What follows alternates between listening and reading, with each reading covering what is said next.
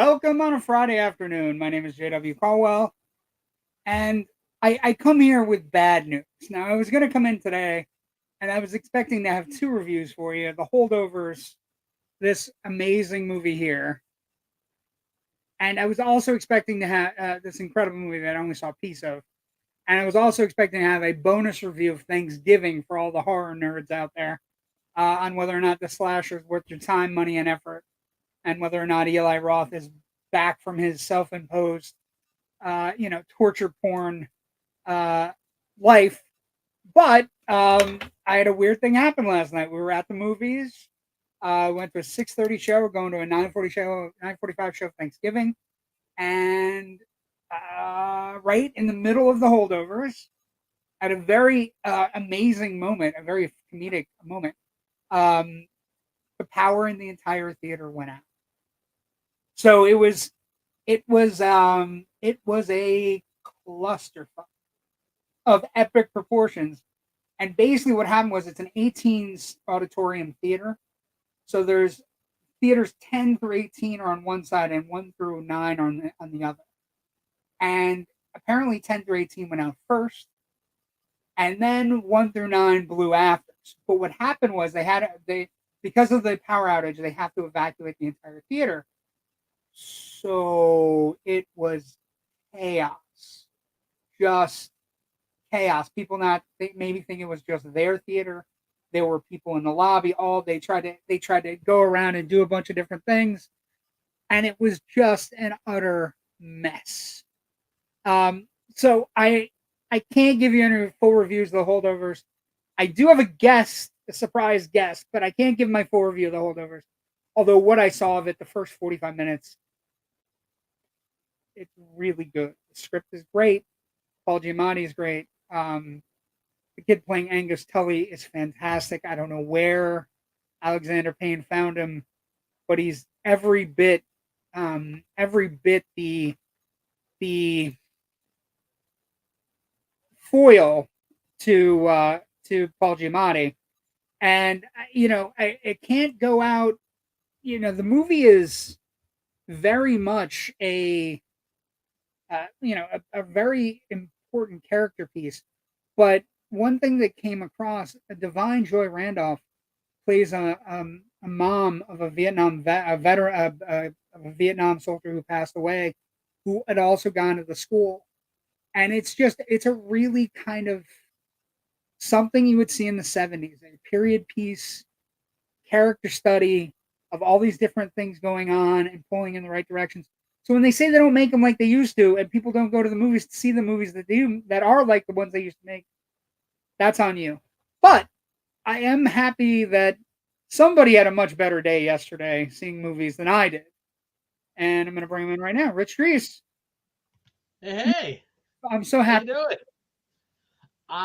doing? When you messaged me earlier about what happened at the theater last night for you, my heart broke because a I know how amazingly, wonderfully engrossing the Holdovers is. I saw it at the Philadelphia Film Festival a couple weeks ago, and it's still been on my mind. And Do you want to? Can I give you exactly where the film broke? Let me yes, go. Okay. So, and I'm not, this isn't spoilers or anything because it's been in the trailers and it's been in commercials. But there is a sequence where they're fighting, actively fighting amongst themselves after a big event happens. And basically the gymnasium is off limits. This okay. is your Rubicon. You're not allowed to pass this. Oh no, right So there. that scene happens. The Jeez. jump happens. The Mm-hmm. car ride starts. Okay. And right after the kid delivers the throwback line right back to him, the line he had given him earlier, the movie Mm-hmm. cut out. Oof.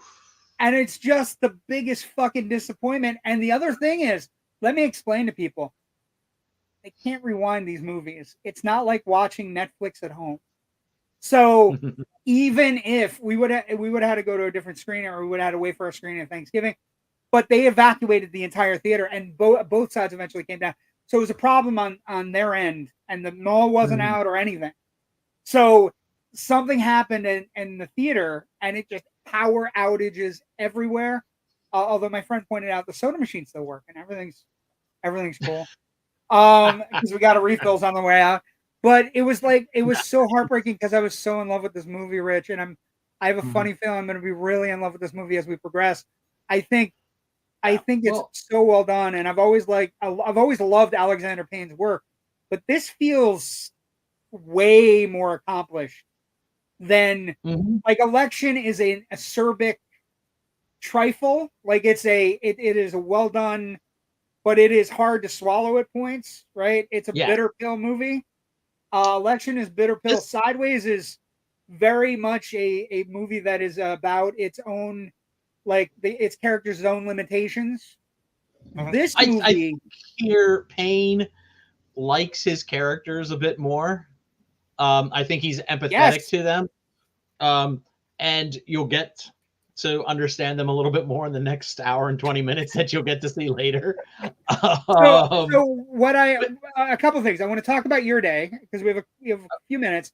I want to get to talk about my day. What are you talking about? You can talk about that you saw a bunch of good movies. Yes. Yes. Some were better than others. Yes. Yes. Okay.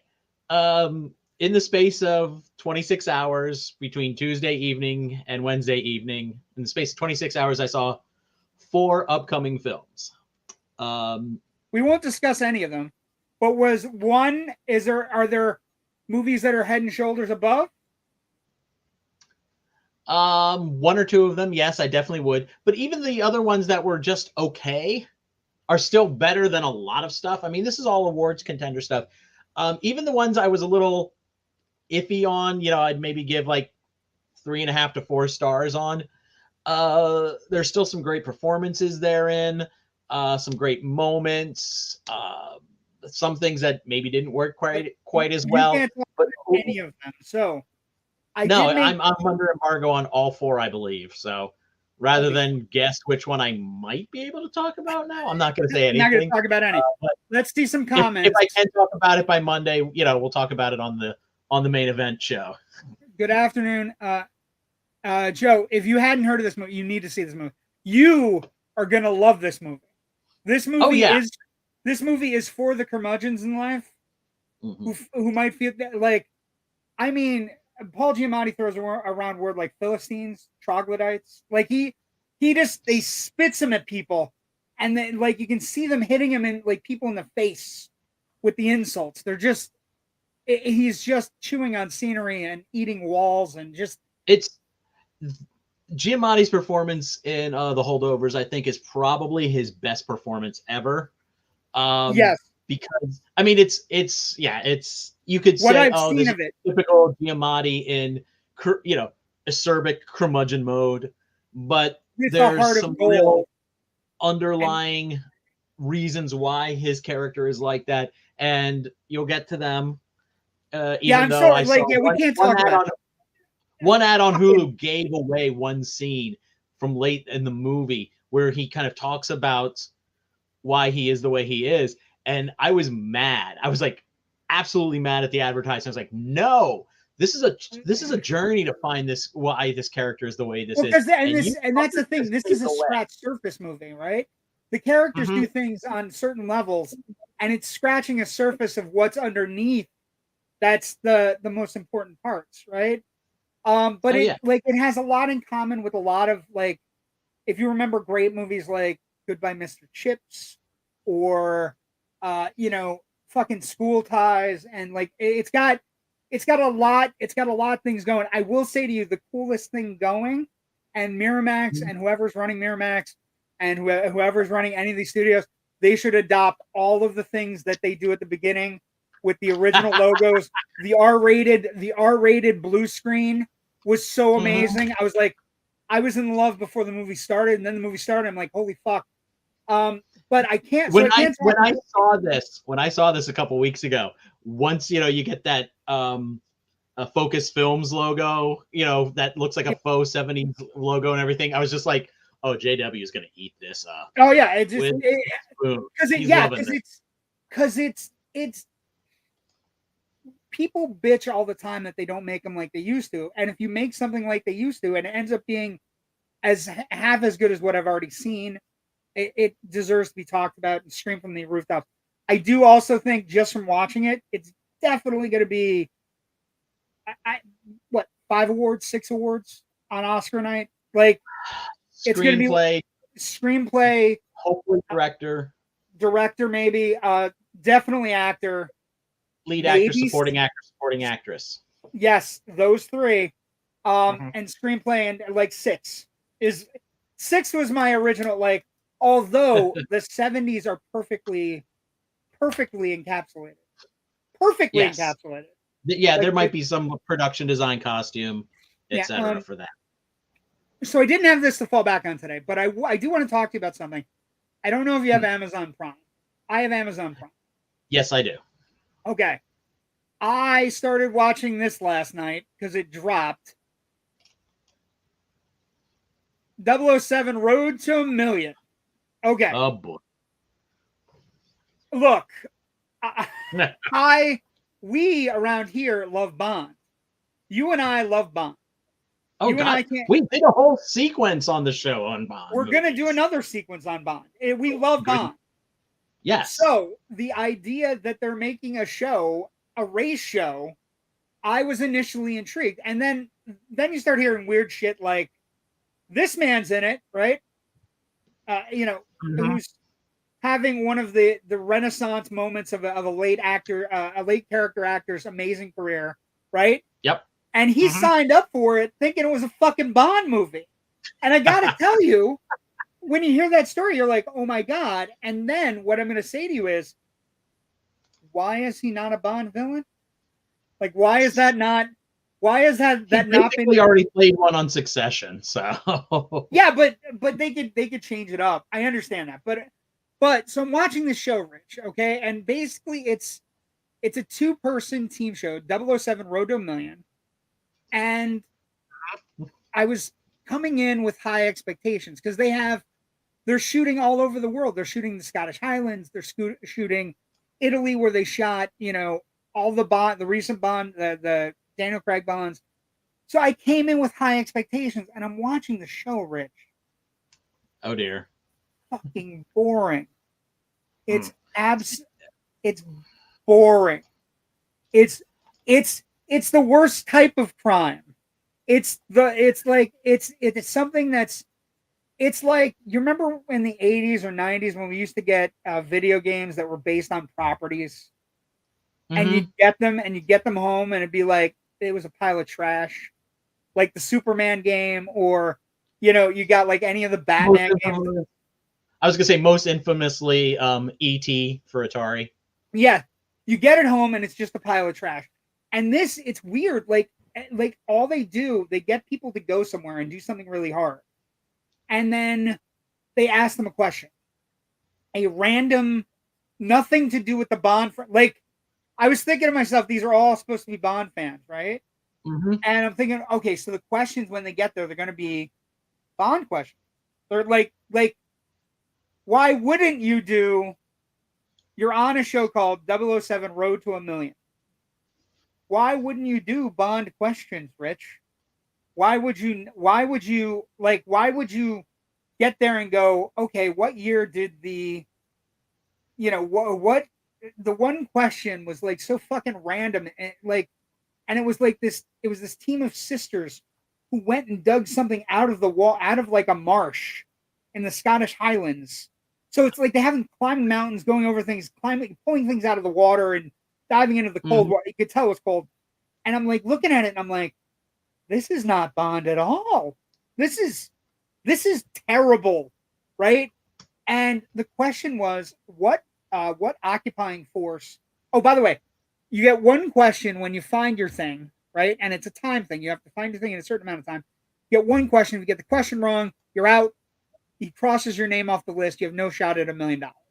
Whatever question you answer, this one's worth 5,000 pounds. Next one's worth 10,000 pounds. Next one's worth 25,000 pounds. But the questions are so fucking random. They have there's no bearing to being a Bond fan. There's no bearing to where, like, just it's the area it's in. So the question Mm-hmm. was, what out of these three, who were repelled by the Scottish warriors in 1600? And the girls are sitting there and they're like, and the answers were A, B, or C. It was A, Huns, B, B, the French, and then C, the Romans. And it's What like, was the and year? it's 1600, 1673, something like that. French, probably. No, it's the Romans. It was the Romans. It was based on, it was that centurion. Remember that one centurion army that disappeared? Oh, That they okay. did, that they did the movie about, that it strayed Oh. so far away from Rome, and and then they just got swallowed up by whatever the forest was. So I'm looking at it and I'm like, if they're Bond questions, if they're, like what movie was the Aston Martin introduced in? What, where did Jaws first appear? Things like important Bond questions to make. So all they have is Brian Cox giving these clues out, and Brian Cox acting like a. And also, there's no. The teams aren't competing against each other. So instead of like the Amazing So more Race, than one team can win $1 million. yes, there's $9 million. So it's just this weird, like it becomes this weird, like, where the and that's here's the other part, Rich. They don't do one team an episode, so there's like 9 or 10 episodes. They do teams like at their starting, like the first episode did team 3 of the 9 teams, and then it did another 4 on the second half of the episode. So like you don't know where they're going, and some make it to the next level, and then others don't. And like, so there's no consistency to it, and it's just this weird, like, like the one they got, the one set of group of guys, 2 guys, brothers, got to Italy. They got to Italy, and they're like in the back of, they're like driving around in like one of the jet boats that's in Casino Royale, right? Or you know what I mean? And it's beautiful. Yeah. And they're like, this is the life. And you're like thinking, oh my God, this is the life. They get to where they're going, and they're like, okay, you have to find this one area. And I'm thinking, okay, they're going to give them some sort of espionage kind of thing, right? They have to pick up a package, or they have to do something Bondian. But no, they have to find a place in Italy, in Venice, and then they have to walk into the room and figure out what the question is, or where the box is. And they find the box, and the box says, the box is on top of a giant boa constrictor. So they pick the box up, they open it up, and the question is, how long is the snake? And I'm like, what does this have to do with James Bond? Here's the thing. Here's the thing. I don't particularly care for those like reality game shows like Survivor or Race Around the World, or whatever the fuck they're called. I don't care. It just doesn't interest me. Like a lot horror, of the time, this is where you and I differ. Like horror, I'm a connoisseur of them. So like, see, but again, to me, part of like the drama involved is like artificially created and injected in by the producers and the editors and stuff like that. And it doesn't interest me. It rubs you the wrong way. That's fine, and that's true. So I feel vindicated right now for not even giving this thing the time of day. I remember them announcing it once a little while ago, and I promptly forgot about it because I probably said something along the lines of, "Ugh, that sounds stupid," and just hand waved it away. And I'm sorry that you are having a bad time with the show. I mean, there is potential there to appeal, to people like you. But I don't know. I feel like they have Brian Cox, and they're relying on Brian Cox, and he's a great draw, right? Mm-hmm. Him scowling at idiot contestants is got to be something where you go, yes, but he doesn't get to be the villain. Like if he were a Bond villain, laying out all the things the teams had to do to stop him from world domination or something, that would be a game show. That would be a Bond worthy game show, but instead we don't get this. I do want to talk about something I am watching that just started as well, called A Murder at the End of the World. This is from Britt Marling. This show has to be discussed, because this show is going to be one of those shows where if you're not in on it early, and you're going to feel bad about it. It's on Hulu, and just get started on it. It's really good. It's Emma Corrin, right? So she's super hot from The Crown, right? She Mm-hmm. plays this like she plays Darby Hart, and she's basically this girl that's she's a super sleuth, but she only does Jane Does. So she's a part of a gaggle of online sleuths that try to figure out the numerous amount of women that have been murdered in the United States in the last 40 years, right? So she's trying Yep. to figure out all of those. And basically she's a hacker and she has a boyfriend and they've broken one or two cases. She gets invited by a billionaire played by Clive Owen in the most snarky Elon Musk sort of way to come to like this Iceland retreat where all these other world academics and dynamics. She's written a book. She's written her first book about how her sleuthing is changing lives, and doing different things. Mm-hmm. And she's invited by Clive Owen. Of course, there's a murder at the facility.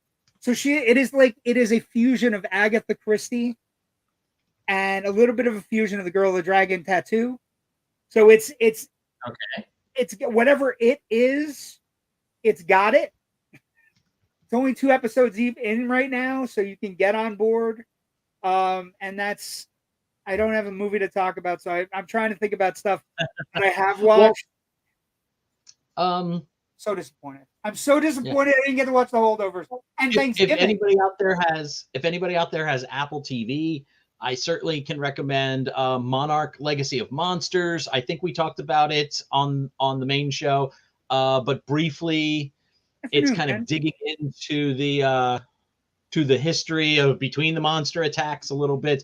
There's some interesting social commentary about security theater, if you will, about how they're trying to make people feel safe in a world that has Godzilla in it, but some people just don't, and how that springs up to and gives birth to conspiracy theorists and things like that. It's fantastic. Well, that's tapping into something. Next, we'll find out Godzilla's part of boy, is it? Yeah. I don't know how next that goes, but it's a nice background grace note, at least. Next, we'll find out Godzilla's part of a giant monster cabal of pedophilic monsters. Just rough. And they all live in a pizza shop under New York's under DC Pizza. Yeah, perfect. It'll be perfect. But that has the Russells in it, so I'm gonna pick up on that this weekend. Are all episodes down for that, or is it once a week? Just the first two. I also saw the first episode, and I think the second episode just dropped today, of the 4th season of For All Mankind, the Ronald D. Moore show. That's a alternate history of the U.S. and the U.S. space program, where roughly about now we would have had Mars colonies if things had gone different. It's a fantastic show. I love it. If you're a NASA nerd, if you're interested in like a hopeful view of our space program and moving out from this planet into the solar system a little bit more, I feel like I'm going to get stuck like JF Sebastian. Yeah, if you're even a recent history nerd from 1969 to now, the show does some things that are similar, but spins off certain things in other ways, which I find absolutely fascinating as well. I mean, this is I was born in 1960. Yeah, we are about to be inundated with Christmas movies. Christmas movies are starting to pop up everywhere, and they're like, do you know Love Actually is coming back to theaters? Did you and Natasha know that? Oh yes, we are very much aware of that. Actually, that's going to be on the front of the Holdovers. That's going to be one of our episodes coming up on the Big Picture podcast. Actually, the week of December 3rd. So I would love to leave this planet. Ken, I feel like Rich didn't hear the joke, but I feel like I'm going to be stuck like JF Sebastian. I'm going to be stuck in a room full of toys. 200 Hallmark movie and one plot line. No, I don't know if you heard. They had a scientific breakthrough. They now have two plot lines. Two. Did you see the SNL skit from a couple of weeks ago where they took the Hallmark holiday movie template and applied it to a horror movie? Yes, it was good. Oh, absolutely funny. SNL's been pretty bang up. The little horse Chalamet thing was absolutely stunning. That was a callback. Yeah, the tiny horse to the giant horse. Yeah, giant horse. But okay, I just wanted to get in, do a quick talk about whatever. We do have some things coming up next week. Important stuff if you're a Generation Movie fan. We, of course, on Monday, Generation Movie with Rich and I have this little movie called Planes, Trains, and Automobiles, Monday at 10. Please join us as we look at one of the greatest Thanksgiving movies, probably the greatest Thanksgiving movie, and then one of the, 10 or 20 greatest American comedies ever made. Yeah. It's in the echelon. And that'll be coming up on Generation Movie this Monday. And then, of course, Tuesday night, 9, with our fancy schmancy Joe Ridgely inspired Thundercats. I fucking love it. Tuesdays at 9. Coming up this Tuesday, we have a bunch of things going on. New movie Motivation from Jerry, and a couple other things that we're going to be working on as we fan out. And I'm going to leave you with this. This is the question that's going on in Loud Nerdy right now. Are you Wile E. Coyote or are you the Roadrunner? Depends on what day it is. I feel like we're all Wile E. Coyote most of the I feel like we're Wile E. Coyote most of the time, chasing shit that we just can't catch with broken shit that doesn't work. I feel like some days. By the way, for folks also wondering about Coyote versus Acme, John Cena plays the CEO of Acme Corporation. I know. God, that's amazing. Oh man, just incredible. I hope if I can throw a plug or two out, of course, absolutely. all my writings at filmbuffonline.com. As I mentioned before, I have a second podcast that I do with my very good friend, my best friend, Natasha Bogutsky. And this week's episode, actually, in addition to us talking about what's coming up for the holiday and the award season films, I sat down via Zoom with Matt McGinnis, a writer-producer on Mystery Science Theater 3000, somebody I've known for several years now. And we had a chat about how the show is currently doing their fundraiser for season 14, how they, grew the Gizmoplex into their own online streaming outlet, and just talking about movie riffing and some other stuff. It's a fun conversation. So you can find that also at filmbuffonline.com or just bigpicturepod.com. Excellent. You can find me and everything JW the Movie Guy on Facebook, Twitter, Instagram, Blue Sky, and that X/Twitter/ Crazy Pants is going to call it this week. Thank you for joining us. Sorry we didn't have the review. I was going to bring Rich in on the Holdovers.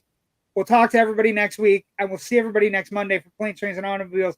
Have a great weekend. Lots of content out there. Just watch a Bond movie. Lots of fun movies to go see. Yeah, there's so much. The theater was so packed last night from all these people streaming in the lobby trying to get passes. It was a fucking nightmare, Rich. It was an absolute. Oh man, it sounds crazy. awful. It was crazy. And then what they were doing. God. It's actually reminding me of when they first opened up the Cinemark in Scranton. They couldn't get the fire alarms to work right, and we were in the beginning of, this is how long ago this was, Mission Impossible 2.